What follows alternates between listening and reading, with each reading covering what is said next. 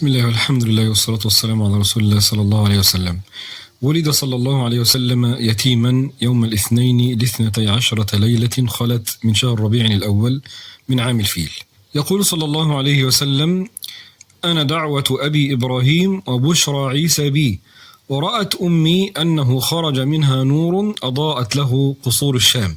ومرضعته صلى الله عليه وسلم هي حليمة بنت أبي ذؤيب السعدية، ولقد ظهر بوجوده عندها من البركات ما ظهرت هذه البركة في كل شيء، ظهرت في إدرار ثدييها وغزارة حليبها، وقد كان لا يكفي ولدها، وظهرت بركته في سكون الطفل، وقد كان كثير البكاء مزعجا لأمه يؤرقها ويمنعها من النوم، فإذا هو شبعان ساكن جعل أمه تنام وتستريح.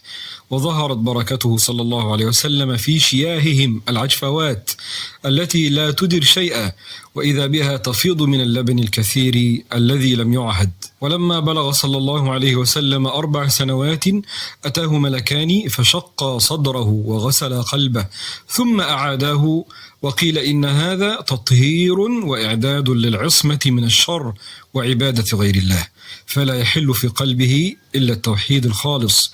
وقد دلت أحداث صباه على تحقق ذلك، فلم يرتكب صلى الله عليه وسلم إثما، ولم يسجد صلى الله عليه وسلم لصنم رغم انتشار ذلك في قريش.